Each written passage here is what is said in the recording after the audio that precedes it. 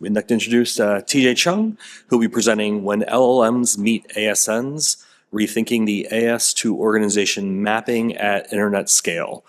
Tijay is an associate professor at Virginia Tech and has traveled here from Blacksburg, Virginia to join us today. It's his second time presenting at NANOG. His first talk was called Revista, Measuring and Understanding the Route Origin Validation in RPKI, and this was in NANOG 90 in Charlotte last year. So welcome back to NANOG, Tijay. Pleasure to have you back.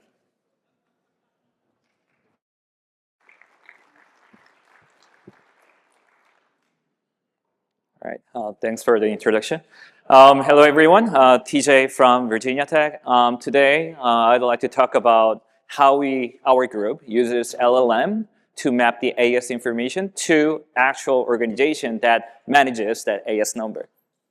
So the central questions that we would like to answer is, who actually manages each AS number on the internet? So let's say you found one suspicious AS number and you'd like to get some information about that organization, but it turns out that WHOIS records is outdated, and sometimes that small organization is acquired by another guy, so your email will be bounced.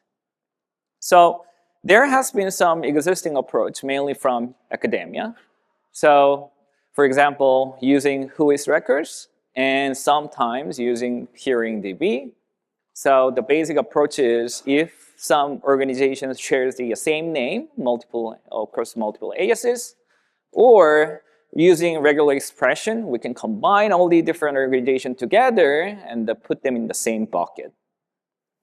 However, the challenge is the WHOIS database sometimes outdated, and PeeringDB's coverage is sometimes limited. It only captures like 22% of the entire organization.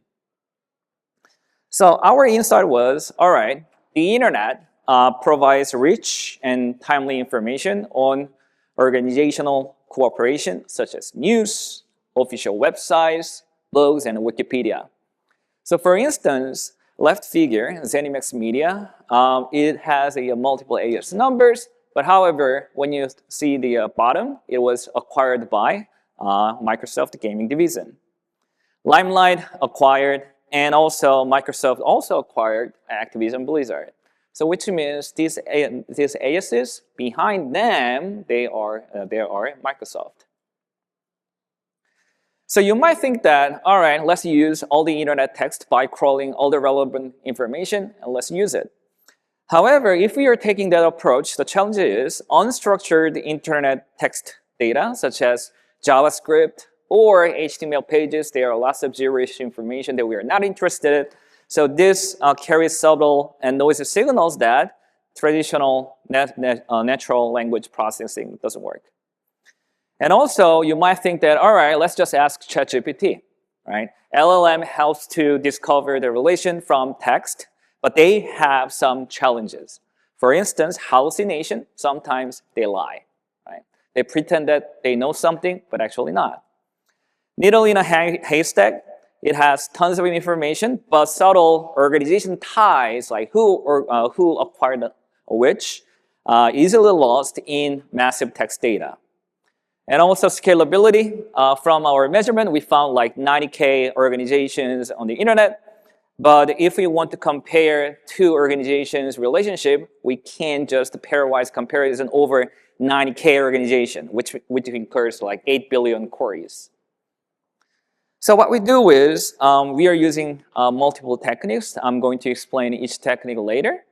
The first one is to mitigate this hallucination. We are going to only use the information that we actually captured from the internet. And also we use a technique called retrieval augmented generation, and we use that with the careful prompt engineering. And to handle this needle in a haystack, we also use a named entity recognition that only captures the information that we are interested, like when the only organization name we are interested in shows up the text, we only use that information. Scalability, we use some traditional clustering algorithm. I'm going to explain later. So this is our whole pipeline. We call it ASINT. So first, using WHOIS and IRR and PeeringDB, we collect all possible organization names. And then we scan the internet. So we construct the queries for each organization using combining all the keywords like acquisition, merged, aliases, or related terms. And then we use Google search and other search queries, and we collect all the data. And then we don't save all the texts in our database. We only carefully choose the text that we are interested using named entity recognition. So for example, there are lots of HTML tags that we capture, but we ignore all of them. And then we identify the organization name we are interested, such as Sprint or T-Mobile, and then we only save the relevant sentences. And then we construct the kind of database, local information base for later retrieval augmented generation, pulling real-time corporate disclosure. And then for each organization we retrieve a related organization from the local information base. For instance, if you're interested in like T-Mobile, then we query that information base, and then we only use that information that related to T-Mobile. And then we use a prompt engineering. And then we use LLM with all relevant text we compile together, and then we ask LLM, hey, please do not use all the other information you know. Please only use the information that I'll give to you.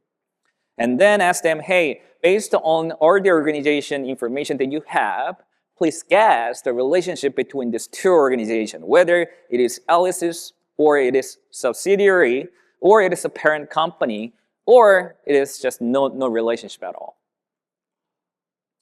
And then we identify the organization and produce the final data set.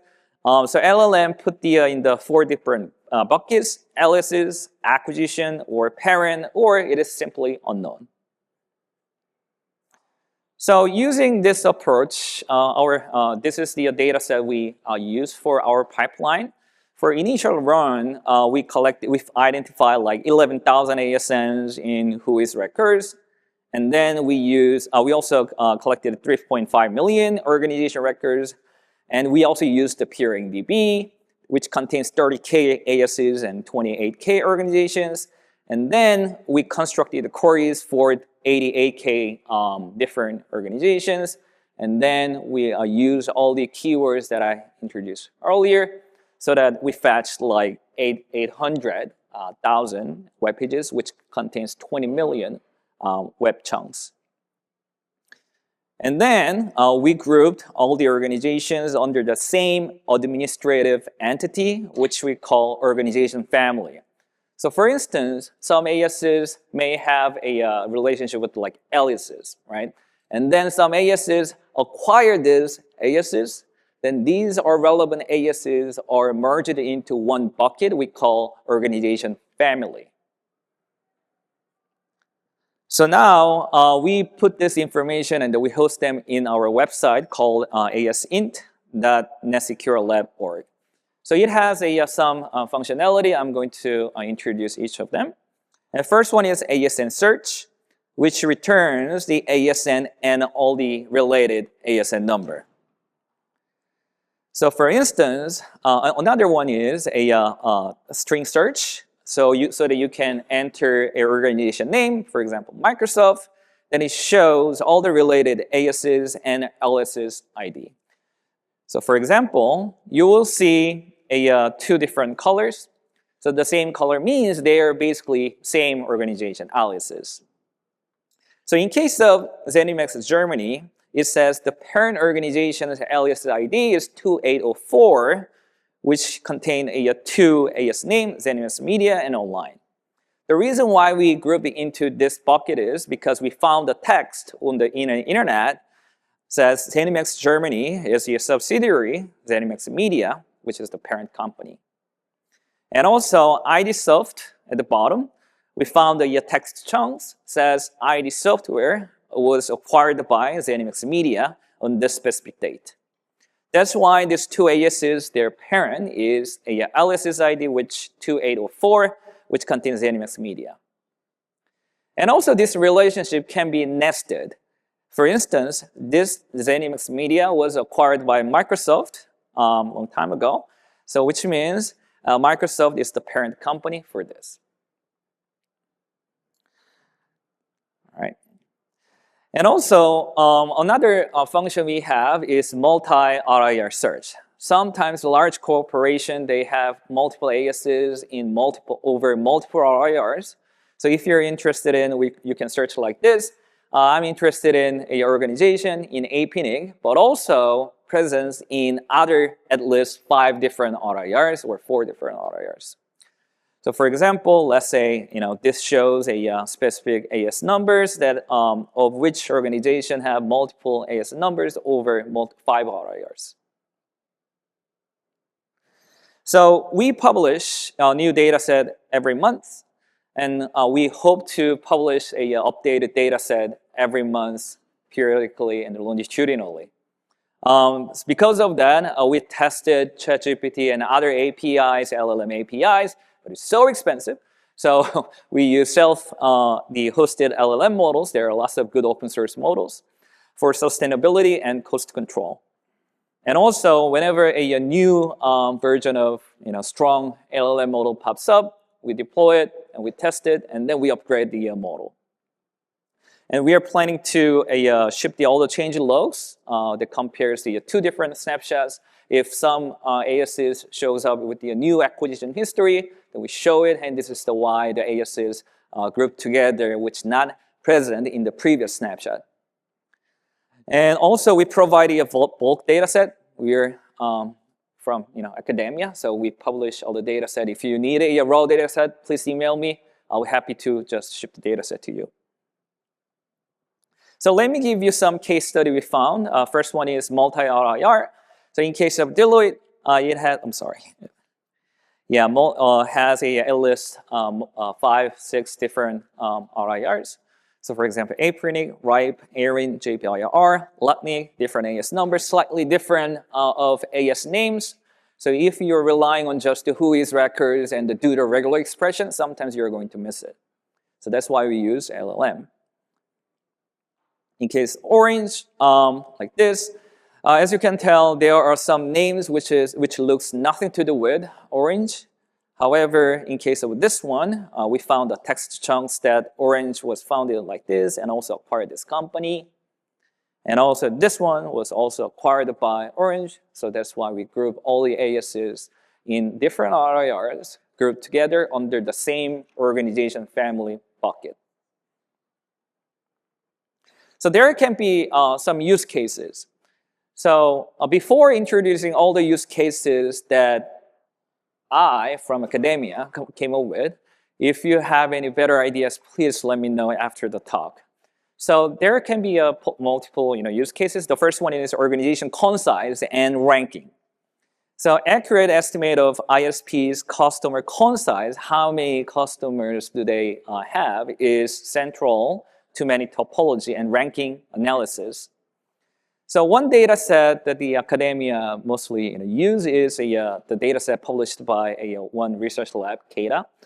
So among the 89,000 organizations in the data set, we observed that 11,000 organizations see a larger concise because we've detected multiple ASs that can be grouped together in the same bucket. So one example is Charter's concise nearly doubles from 900 to 1,800 ASs after identifying 200 more ASs under its control, raising its rank from 64 to 32. And also hijack detection. BGP hijacking remains, we believe, a serious threat to internet security. So existing hijacking detection platforms such as Radar often rely on AS2.org.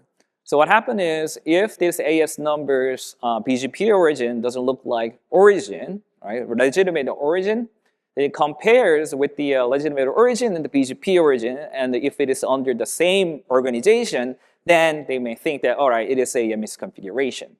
So it is not a hijack.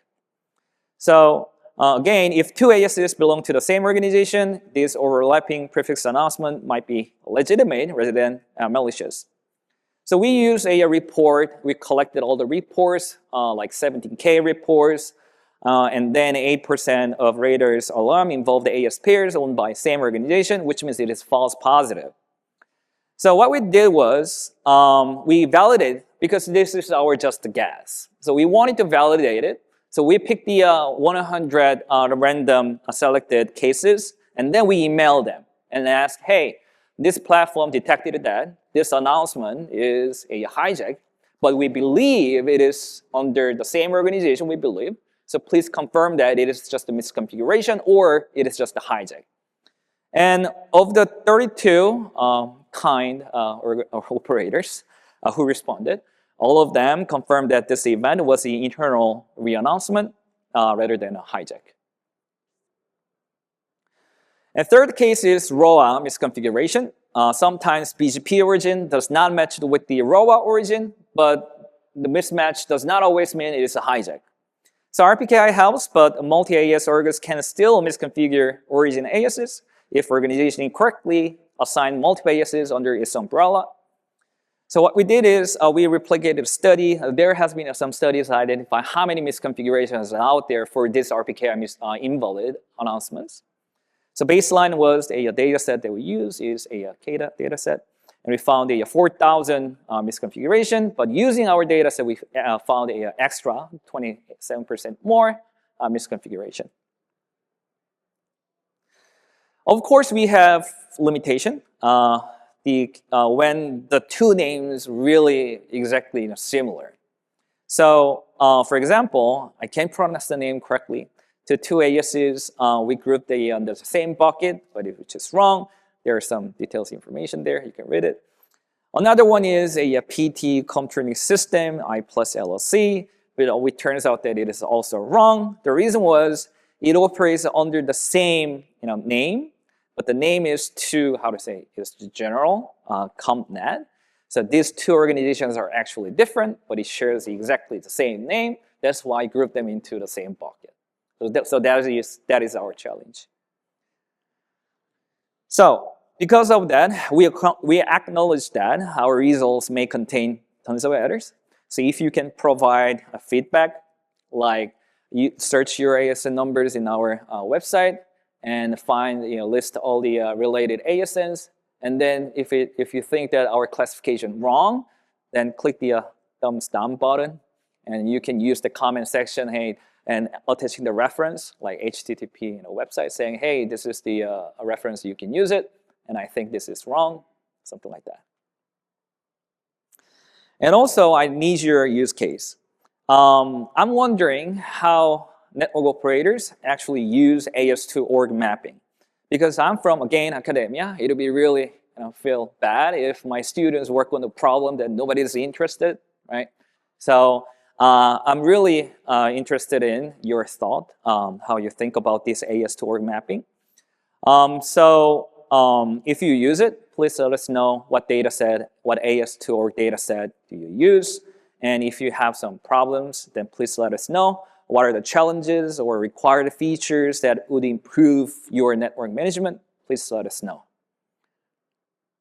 So thank you so much again. To see if you're interested in some technical details, please, we uploaded our paper in the archive, so please refer it. And I'm happy to take any questions. Thank you so much.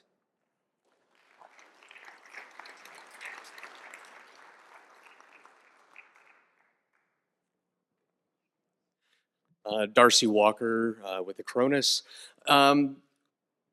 It seems a lot of your data sets are pulled from web and news and things of that nature. Have you looked into doing other sources of data like in America, Dun & Bradstreet, for their registrations of entities? Yep.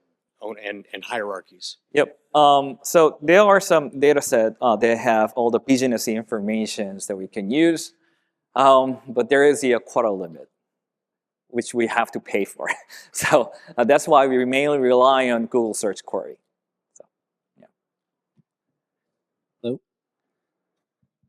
Hello. Hi, Tony Tauber, Comcast. Interesting work. Thank you for presenting. And what about IP address numbers? to organization mapping, I think that might be a fertile area also. Oh, I'm sorry, I didn't capture the Like address number or. Yeah, the IP addresses. Yep. To organization mapping. Oh yeah. Would be So- also Yep. good So to tackle. so we call it prefix mapping. Yeah. So we are working on that. So Okay, yeah. very nice. And just one more thing on that. I mean, I see as a potential use as trying to, figure out, right, the provenance of all these things and the relationship as you've seen. Last thing is NRO statistics on like IP address and ASNs, like, there's Yep. stuff in there, but Yep. sounds like you know about it. Yep. Thanks very much. So in case of that prefix mapping, the challenge is one thing we see much more recently is that some prefix registered, for example, in ARIN, started to be announced in a different region. More specific prefixes are announced over the globe, which makes it hard to track the geolocation. So we are also working on that. Yeah, thank you. Jeff Houston, AP-NIC. Now let me first correct one thing and then say a have you considered question. Let me correct one thing. When you get a resource from an RIR, AS number or IP address, there is no constraint on where you might use it. That is up to you. Mm-hmm. They are registration points. They're not the routing police. So you can get addresses from ARIN and use them wherever you want, or AP-NIC or RIPE or LACNIC or AFRINIC. It does not matter. And if you're assuming there's some constraint, it's in your head, no one else's. Okay. The next thing is have you considered, and it actually answers Tony's question as well. Every 24 hours, and they're not coordinated, each of the 5 RIRs produce a daily stats file. I take it you've looked at it? I'm sorry, I didn't capture that. A daily stats file. Uh-huh. You haven't looked at it. That's You might- the NRO. No, each RIR independently produces it. The NRO tries to smack them together. And I know because I was doing it myself for about 10 years. However, in that stats file, which describes all of the resources under the control of that RIR, there's a format called an extended stats file, which contains an opaque organisation identifier code. So it doesn't say Charter, it doesn't say Deutsche Telekom, but all of the AS numbers, IPv4 and IPv6 prefixes that are under the control of that organisation share a common org code. Mm-hmm. So all of the work you're doing, I was able to reproduce with a few grep commands while you were talking. Because you take the stats file and simply pull out all the entries that have the matching single org code. No looking up any databases or finding language models or anything else. And you can do this every 24 hours. And you can find all the IP addresses behind Charter or behind anyone else because they share that common org code. There's only one challenge left, and it's not a difficult one. RIPE, ARIN, AP-NIC, they all use different codes. So if you find folk like Orange and you really want to track all of the stuff globally across different RIRs, that's a slightly more challenging problem, but it's not a hard one. And this seems to me an awfully long way around something that the RIRs have been doing for 10 years or so. So I was kind of wondering, did you look there and have you looked at the accuracy of that? Because it might have solved a bunch of problems with a whole lot less computation, giving you a resource that you can simply do with grep. All right, so first one, I have to admit that I didn't fully capture everything you said, so I think we need to chat in offline. So about the organization ID, for example, if you mentioned, if you refer WHOIS record, WHOIS or organization ID, WHOIS record, or?